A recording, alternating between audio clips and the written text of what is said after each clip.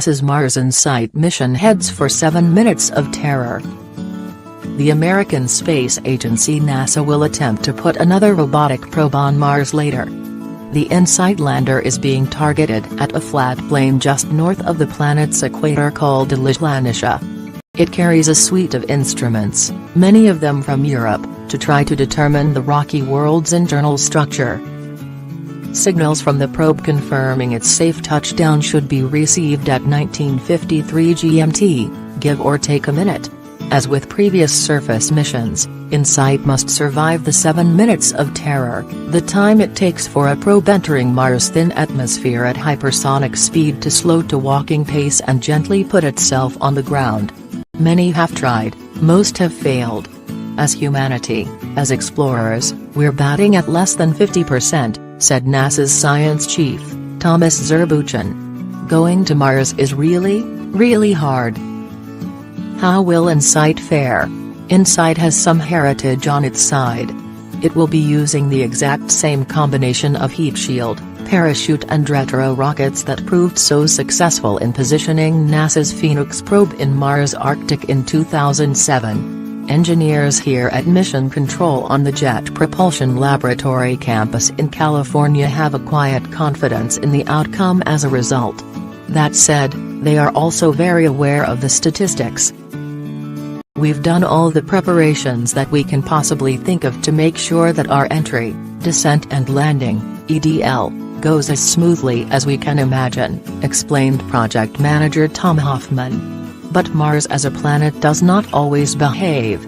I think our team is ready, I think the spacecraft is ready. We just don't know if Mars is ready, he told BBC News. What is the latest status? The EDL engineers have been closely watching the weather on the Red Planet, looking especially for any dust storms and evidence of high winds that could complicate InSight's passage through the atmosphere.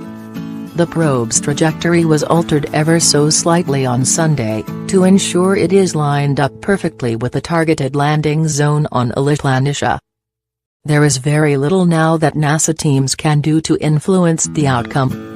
The whole process is necessarily automated because commands take 8 minutes to traverse the 146 million km distance between Mars and Earth. You cannot use a joystick to control a far-off probe. InSight will transmit messages as it heads down to the surface. These will be relayed back to Earth via 2 small satellites flying overhead. Radio telescopes at Earth will also be tracking the probe's progress just in case the primary communications link falls over. Assuming it lands in one piece, InSight is programmed to take a quick picture of its immediate surroundings. This could come back within the first 30 minutes on the surface. What is different about this mission? This will be the first probe to dedicate its investigations to understanding Mars' interior. Scientists want to know how the world is constructed, from its core to its crust. InSight has 3 principal experiments to achieve this goal. The first is a package of Franco-British seismometers that will be lifted onto the surface to listen for Marsquakes. These vibrations will reveal where the rock layers are and what they are made of. A German mole will burrow up to 5 meters into the ground to take the planet's temperature.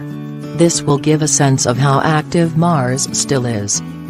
And the third experiment will use radio transmissions to very precisely determine how the planet is wobbling on its axis. Deputy project scientist Suzanne Smrecker uses this analogy: if you take a raw egg and a cooked egg and you spin them, they wobble differently because of the distribution of liquid in the interior. And today we really don't know if the core of Mars is liquid or solid, and how big that core is. InSight will give us this information. Why do we need to know this?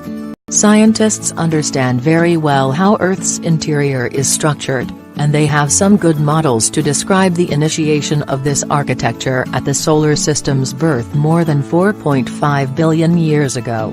But Earth is one data point and Mars will give researchers a different perspective on how a rocky planet can be assembled and evolve through time.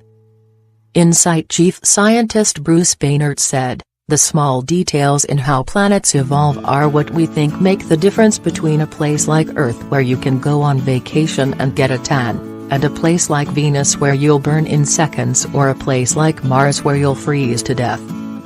Jonathan. Amos internet@bbc.co.uk and follow me on Twitter @Kamos.